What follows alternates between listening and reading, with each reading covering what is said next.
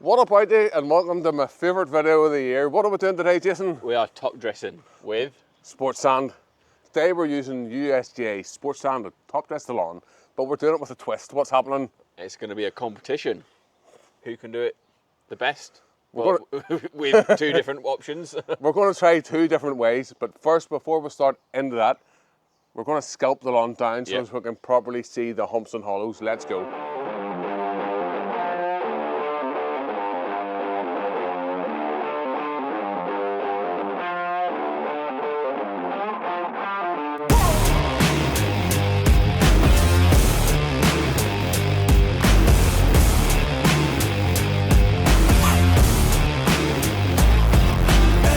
So I think it's safe to say that we've scalped the lawn down. Now I'm going to give you a bit of a tip. So we took the grass box off because it's really hard on a lawnmower to scalp your lawn down as far as we went, and you need to be really careful. So if you're using an electric lawnmower, then be very, very careful that you don't burn out the engine, and that goes for a petrol lawnmower as well.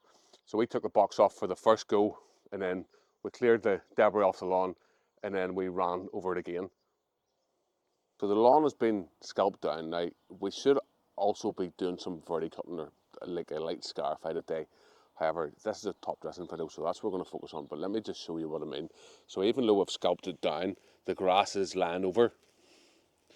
And really the only way we can lift that grass up is by a bit of verticutting or scarifying. So our next job is 100% an optional extra. We're going to be putting down some seed, and that's going to help thicken up the lawn and help keep the POA at bay, which is our annual meadow grass.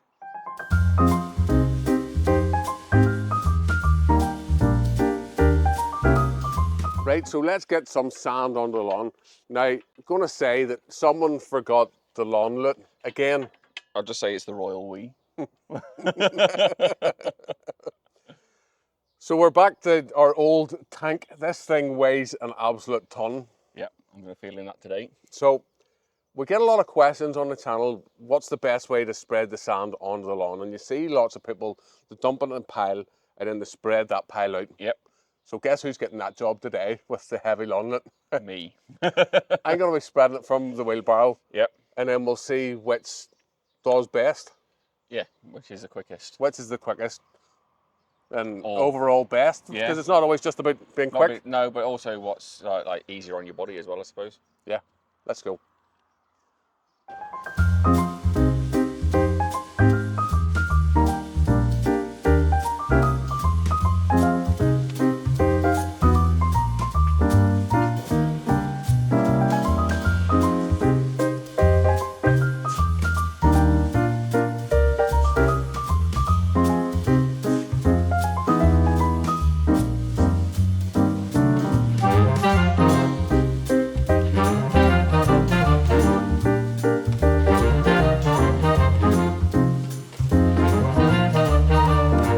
Answers on a postcard what method you think is going to be fastest and slowest. But I'm going to say Jason's got one advantage that I don't have, and that will become clear later on. So the sand that we use for the front lawn, now our lawn, that lawn is made out of 70-30, so there's a lot of sand already in it. It's an important point to say because a lot of people are like, Robbie, why do you use sand? They tell us not to use sand because there's already a lot of sand in my lawn. I'll show you that shortly. So the stuff we use is this here. It's called USGA Sports Sand. It's actually, I'm going to give a wee shout out to the people that supply me Irwin's aggregates. Now, if you're in Northern Ireland and you want 3 or 4 tons of it, they might be able to sort you out. If you're looking at a small amount of it, then you're probably going to be out of luck. So this stuff here, it's to take, how to make this sand, to take 3 or 4 different sands and to blend them together. And out of that blend, they get this. Now, I did a full video with them. They gave me a factory tour, or exactly, they went through all the processes, all the steps to making this. So if you want to learn about lawn care and you want to learn about how this sand's made, I'm going to drop a link to a video I did with Clandy Boy on how to build a golf green, and we visited their facilities and it showed me exactly how it's done. It actually blew my mind, the amount of work that goes into just making a sand like this. So what makes this sand so special is that it's a certain particle size, meaning that there's not very many coarse particles and there's not very many fine particles. But let's get on to the lawn.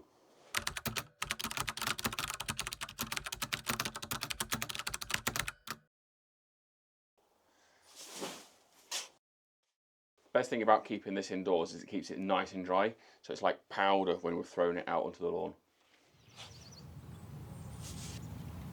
I'm going to change my tactic. I'm going to put lots of little piles because it's quite hard moving that one big mound all at once. So now I'm just doing little bits at a time, and we're hoping that it'll be easier to shift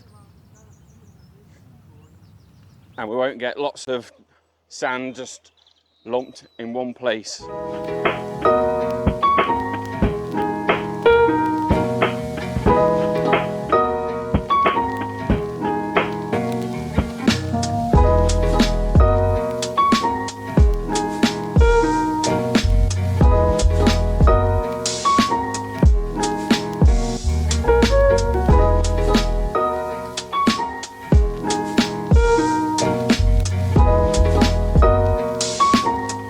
Hopefully you're learning something from this video. Now let me know down in the comments what way you top dress your own lawn.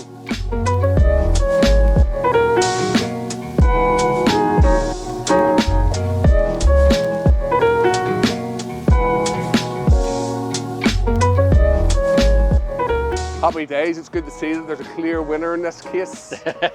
So if you're top dressing your lawns, the way out of the Barrow is much better or faster, easier.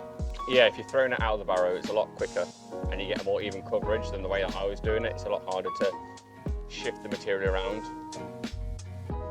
The thing I love about making videos is whenever we make content for you guys, we learn as well. Now, I've always done it with the shovel, but just due to the comments we get, because we build the videos around the comments that you guys ask. If you ask stuff enough, people ask, I'll make a video about it. So it's been an interesting thing. Now, I thought that it would have been closer because I still have to mat this in, where Jason on his side, he's already matted it in whenever he's spreading it out.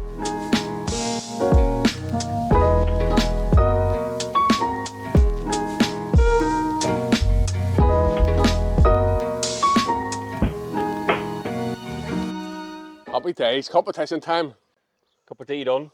Cup of tea done. So anyone that watches the channel knows that the most important thing whenever we're top dressing lawns is letting the top dressing dry. Go and have a cup of tea. The most important thing is that I get a cup of tea. Now we're gonna have a battle of the mats. Pro versus one that you can make for under £50. So what I've got here is just a heavy duty rubber mat, a broom handle, some cable ties and a bit of rope and a bit of tubing for a handle. So what do you think? May the best man win? Yeah, I'm not running. I tell you what, I'm not running either. It'll be interesting to see which does a better job of matting in.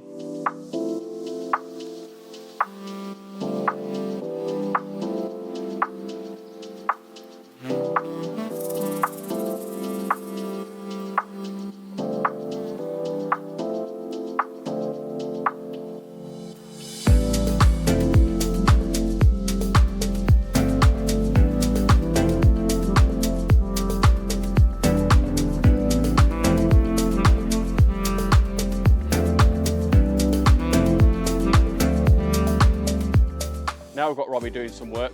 Let me know, what do you think was better or quicker, the professional mat or the one that you can make for under £50?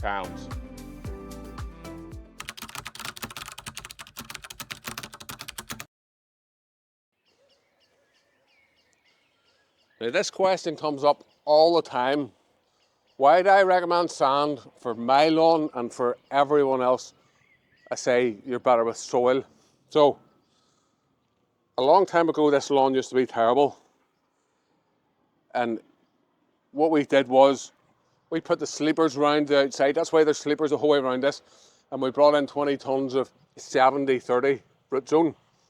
So my lawn has a lot of sand in it already. It's 70% sand and 30%. And what we did was, we put the sleepers around the outside. That's why there's sleepers the whole way around this. And we brought in 20 tons of 70-30 root zone. So my lawn has a lot of sand in it already. It's 70% sand and 30% soil. Although it's harder to tell by looking at that soil profile, but you can see the sand the whole way through it. So if you have a a clay lawn and you put some sand into it, or you start top dressing it with sand, what often happens is the sand percolates down to about this level here, and then what happens is the roots don't go down through it. The roots grow into something, but they don't like growing into other stuff. So if you have your sand layer here, and then obviously you can see we've got the roots going the whole way to the bottom there, which that's what we want. But if you're top dressing with sand and you have a clay lawn, then you really risk getting that barrier layer. So that's why I always recommend, come on over. That's why you always see us using this here on people's lawns. The only time I'd recommend using sand is if you have a sandy soil. Now, just to finish this off, so I get a lot of comments, well, how come, Robbie, you put this stuff onto your lawn then, if your lawn's sand-based? This is a teaching channel, and sometimes we have to break a few eggs to make an omelette.